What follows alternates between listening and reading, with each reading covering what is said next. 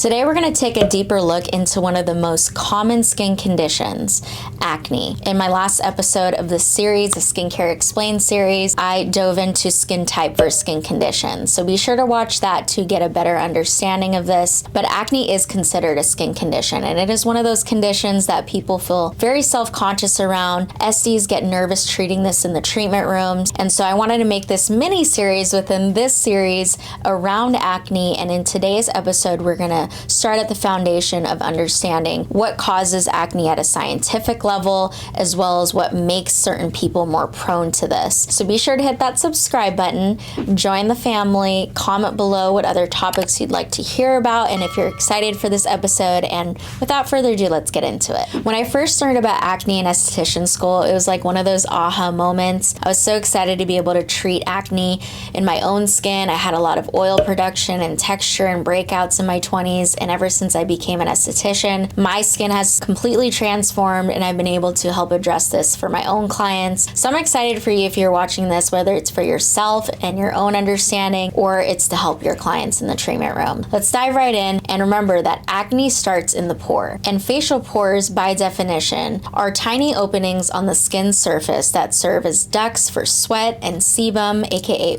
natural oil, helping to regulate body temperature, moisturize the skin, and release toxins. So the pore essentially is a little hub for your hair follicle and sebaceous glands. You know me and my analogies if you've watched me before, but this just helps me to grasp the concept even better. So we're going to chat about 4 different mechanisms to consider when it comes to an acne breakout. And we're going to be talking generally about that typical pimple you think of with acne. In other videos, I'm going to break down the grades of acne, the type. Don't hold me to that in this video, but we're just going to talk about that typical whitehead pimple that you think of with acne. And so there's 4 mechanisms that contribute to this on a scientific level. So when you think of the pore, it is going to be the hub where that all takes place. And so in my analogy, I'm going to refer to the pore as that gas tank, the actual physical gas tank. The first part of that mechanism is going to be oil production. When you think of oil production, think about the actual gasoline that is put into the gas tank. So oil lives within this pore, and oil essentially in the skin is supposed to help to moisturize it, to protect it, and it is mixed also with sweat. But when it comes to acne, this is happening in excess, and it is called hyperseborrhea in professional terms. So the second mechanism to understand is an excessive amount of dead skin cells. In previous videos, I've mentioned to you a process called the cell renewal process, which happens in our skin naturally every 30 to 45 days. Now, in a normal skin type, this happens no problem, no questions asked. But in a skin that is more prone to acne,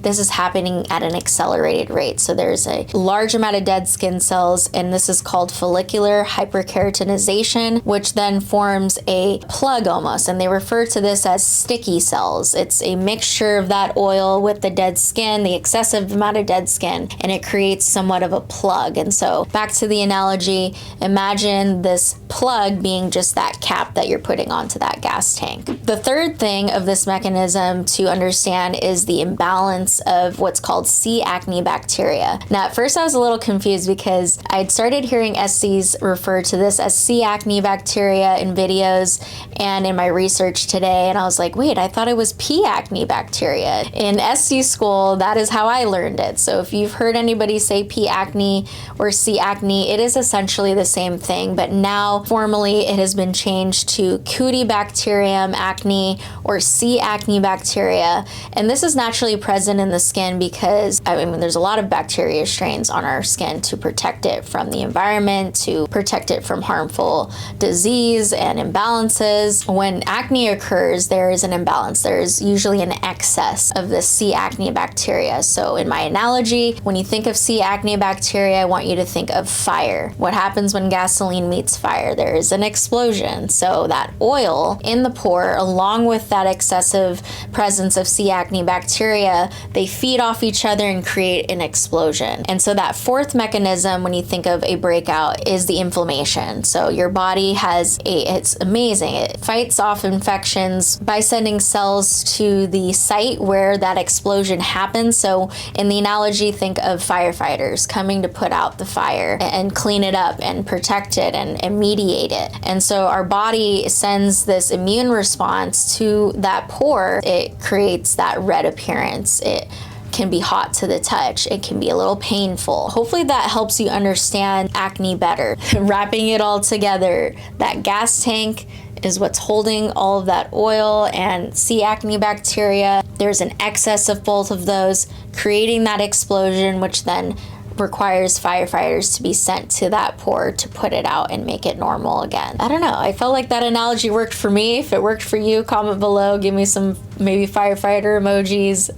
Hit the thumbs up for this video. Now that we understand the scientific causes of a acne breakout, now let's dive into why there's certain people or skin types that are more prone to this occurring in their skin. There's 4 things to consider as to why certain skin types are more prone to acne breakouts. So number 1 is going to be genetic factors and skin type. We dove into this a little bit more in my last episode regarding skin type versus skin conditions. I encourage you to watch that video to understand this deeper. But essentially with an acne prone skin type, you are genetically given DNA that is going to give you larger sebaceous glands. So larger sebaceous glands just naturally are going to mean more oil production. And as we referred to in the causes of acne, oil plays a big part of that. Of course, if you're a more oily skin type, you're producing more oil, but also a dry skin type tends to have more dead skin cells that hang out on the skin. So if you're not exfoliating correctly, you're not moisturizing correctly, there's going to be that presence of dead skin cells.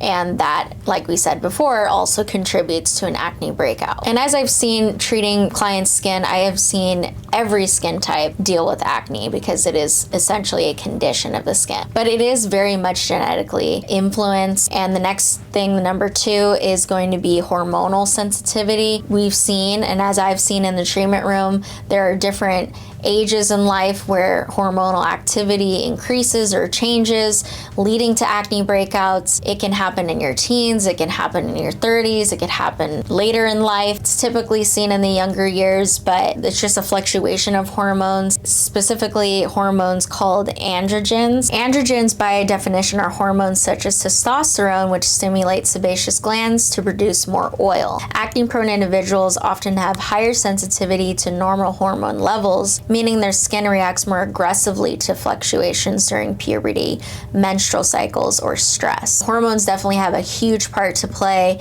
So again, that is, I feel, very genetically driven, as well as the stage you are in life, your age as well influences this, and how your body responds to stress. Your immune response generally can do a lot with acne breakouts. So number 3, along with immune response, is your microbiome. So the bacterial imbalance, again, back to that C. acne bacteria, and it just tends to be higher in certain people's skin. Just like anything, it's kind of up to like chance and science. So just like you might be someone who gets sick more often than others, or vice versa, you don't get sick as often. It's just your genetic makeup when it comes down to it, and just your immune system and how it responds and how strong it is. And so in the same way, your bacterial balances can obviously be influenced by certain things, and we'll be chatting about that more in treating acne, because there are certain products and certain things that can help the bacteria on your skin be more balanced. But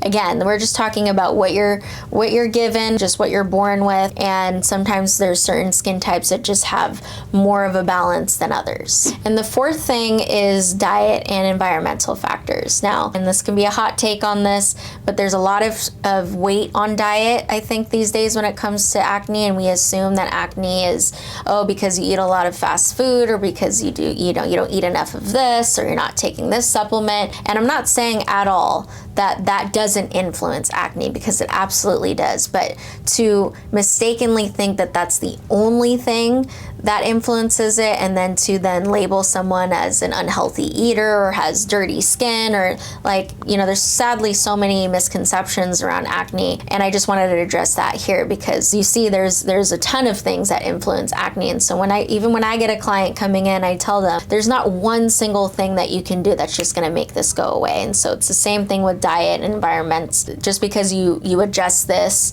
doesn't mean that acne is going to disappear completely, because again, of the other 3 things that I just explained that influence acne. So just keep that in mind when it comes to environmental factors. Think about your skin barrier, and go ahead and watch that skin barrier one-on-one video that I did to understand that portion better. But when the skin barrier is compromised, you may see things occur in the skin that resemble acne. Now, it might not be because, again, of biological factors, but because of wrong usage of products, or you compromise your skin and your skin's just reacting to that damage or that imbalance in the skin barrier. Again, we'll dive more into types and grades and all of that in future videos, but hopefully just this simple breakdown of acne and what causes it and why maybe your skin might be more prone to it or your client's skin might be more prone to it. I really hope it helped. And remember, the pros watching this video, I want you to look in the description box, because I've officially opened up my applications for my in-person training, and this is something that we go over. And I want you to remember, as a professional, even as a client watching this, there's no cure to this. If you find the solution to this, either through watching these videos or doing more research, and you start getting treatments, it is not realistic to expect acne to completely go away and be gone for good. Maybe through different stages in your life, you might see more or less of it, but it is something that you're always gonna have to manage. So when you think about treating acne as a professional or for yourself, it is about treating the symptoms. And so in my training, we are gonna talk about how to address these symptoms that acne presents, and how the treatment can help make the acne to go away quicker, to prevent more from coming, and to then also prevent like post-inflammatory pigmentation and things like that. So you're gonna wanna go to this training. I love it because it's hands-on, it's intimate, it's something that's gonna make you feel more confident. So check that out in the description box. I actually will be taking a break next week because it is my birthday, so I wanna enjoy myself. And a quick update on the Going Solo series. I do absolutely still plan to revamp this, but because of my nanny getting surgery and my laptop croaking out on me last week, it has delayed me 2 weeks from working on this as much as I would have liked to. So life is lifing, but I promise you I'm going to be getting you that Going Solo series. I'm aiming for April 1st. It's giving me that extra couple weeks to work on this, but it'll be worth the wait. I'm still very happy with the product already as is, but I'm just revamping it, adding to it, and making it more pretty for y'all. So hopefully you guys understand, and I thank you and appreciate your love and support always, and I'll see you guys back here next week for a new one. Love you.